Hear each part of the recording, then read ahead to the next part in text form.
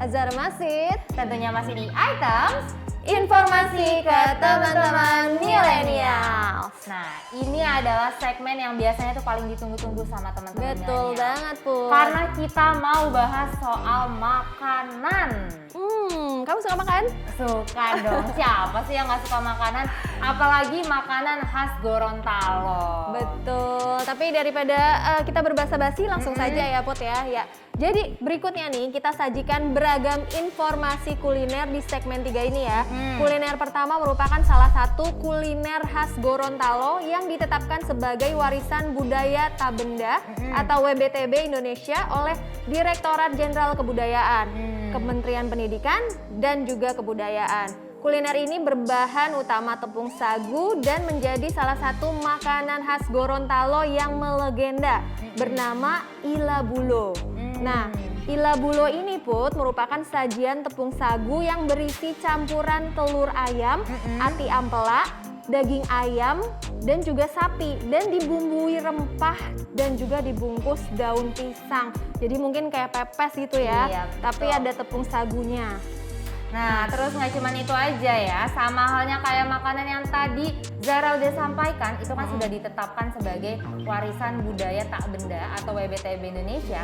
Makanan yang satu ini juga sudah ditetapkan sebagai WBTB, yaitu namanya tili aya.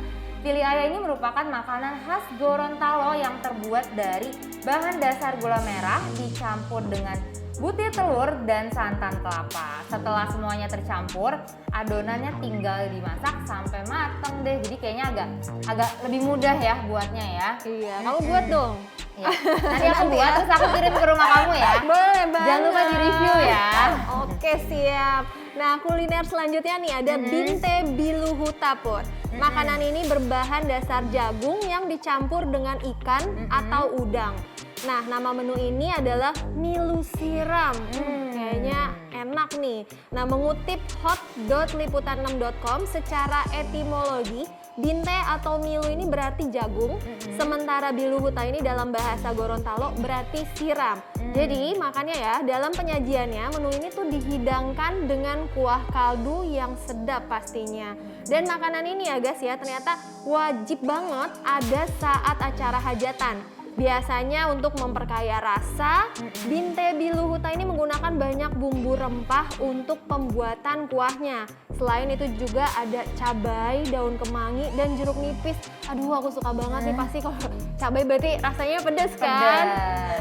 Nah, selanjutnya ini ada lagi yang namanya ayam bakar Iloni. Sebenarnya kalau misalnya kita lihat sekilas ya, ayam bakar Iloni itu sebenarnya nggak beda jauh sama ayam bakar pada umumnya. Perbedaannya itu terletak pada bumbu siramnya. Kalau misalnya ayam bakar biasa itu kan pakai kecap. Nah, kalau misalnya ayam bakar Iloni ini dipadukan dengan santan, lalu dilumurkan pada daging ayam, terus tinggal dibakar deh. Jadi kayaknya tuh ciri khasnya tuh ada di santan itu sendiri.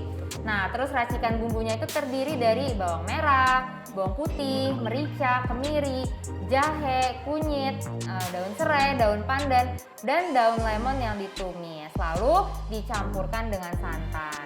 Setelah santannya sudah mulai mengental, barulah potongan daging ayamnya itu dimasukkan dan diaduk agar bumbunya itu meresap ke dalam daging. Kemudian nanti baru kita panggang ayamnya hingga berwarna kecoklatan.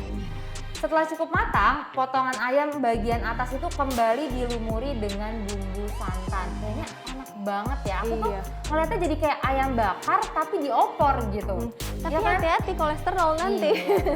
Karena Tetap harus kayak dikontrol ya. santannya banyak ya. Mm-mm. Nah, tapi nih yang penasaran dengan menu lainnya, masih ada menu makan berat lainnya nih. Jadi ada bilentango. Makanan ini berbahan dasar ikan mujair yang merupakan makanan khas Gorontalo yang kerap disajikan saat pesta Put. Nah, lalu bagaimana sih cara membuatnya? Kamu tahu nggak? Enggak dong Enggak ya. pastinya. Oke, ini aku kasih tahu ya. Jadi pertama ya, siapkan ikan mujairnya, terus iris bagian perutnya sampai ke ujung atas dan bawah, mengikuti garis sehingga ikan tampak terbelah menjadi dua bagian dan juga melebar. Nah, lalu di atasnya kalian bisa berikan bumbu berupa isian tomat, bawang merah, tumbukan cabai dan juga kemiri. Nah, selanjutnya ambil potongan daun pisang dan letakkan di bawah ikan untuk dijadikan alas sebelum ikan digoreng. Aduh, mantep banget nih. Jadi kayak ikan goreng tapi dialasinya sama daun pisang ya. Iya, benar. Nah, tapi yang satu ini ya nggak kalah menarik karena menurut aku ini unik banget nih Za. Makanan selanjutnya itu semacam sate. Tapi beda banget dari sate pada umumnya, yang umumnya itu kan biasanya sate tuh menggunakan daging sapi, daging ayam atau misalnya daging kambing. Tapi kalau misalnya sate khas Gorontalo ini menggunakan daging ikan tuna yang bertekstur lembut. Makanya nama menunya itu adalah sate tuna. Ini jujur aku baru pertama kali denger loh. Iya, biasanya kan tuna disuir-suir nggak sih? Tapi ini di sate terus dibakar, kayaknya enak sih. Iya, suka boleh tuna. lah ya, kapan-kapan kita coba ya. Boleh banget. Nah, tapi ya, jika tadi kan kita ngomongin makanan berat ya. Nah, kini ada cemilan atau kue kering khas Gorontalo nih. Jadi namanya kue kerawang atau karawo.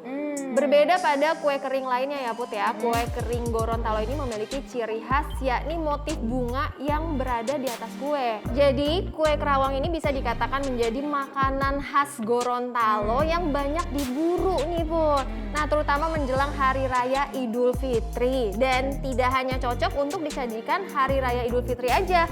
Karena kue kering ini juga cocok nih untuk dijadikan buah tangan ya Put ya. Jadi kayaknya aku harus beli nih buat buah tangan ke Jakarta pastinya. Setuju banget. Nah, untuk cara pembuatannya kita bikin adonan kuenya terlebih dahulu Put. Nah, kemudian adonannya jadi kita masukkan ke dalam oven hingga matang. Dan setelah matang, saatnya kue kering ini kita lukis dengan motif bunga tertentu. Aduh, rasanya jadi pengen cemil deh. Kayaknya cantik ya, Cantik. makanya cocok kalau misalnya dipakai buat ke acara-acara. Terus selanjutnya ada lagi kue khas Gorontalo yang kalau misalnya kita lihat itu sekilas mirip lah sama combro. Bedanya itu ada di isian dari kuenya. Namanya itu kue sabongi. Bahannya itu terbuat dari ketela parut yang diisi dengan pisang raja yang telah dipotong-potong kecil. Meskipun kue ini tuh kelihatannya sangat sederhana, tapi soal rasa nggak perlu diraguin lagi karena rasanya itu gurih dan juga teksturnya yang renyah. Waduh, tapi nggak sampai di situ aja ya Put ya, karena di sini ada cemilan terakhir nih, namanya kue popo lulu. Aduh, lucu banget namanya.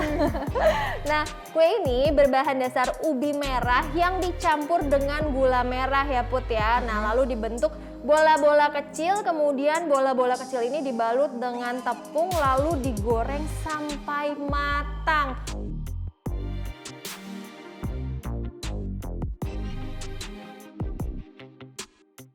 Nah, gimana nih? Kayaknya sih ya makanan khas Gorontalo tuh enaknya nggak perlu diraguin lagi. Betul banget, rasanya aja kita ngebacain aja udah bikin ngiler nggak sih Put? Tapi sayang banget ya kalau misalnya Betul. obrolan kita tuh harus berhenti sampai sini aja. Tapi jangan khawatir guys, makanya terus pantengin kita di episode-episode lainnya. Masih di Items Informasi ke teman-teman milenial hanya di Mata Milenial Indonesia TV. Matanya Indonesia. Bye-bye.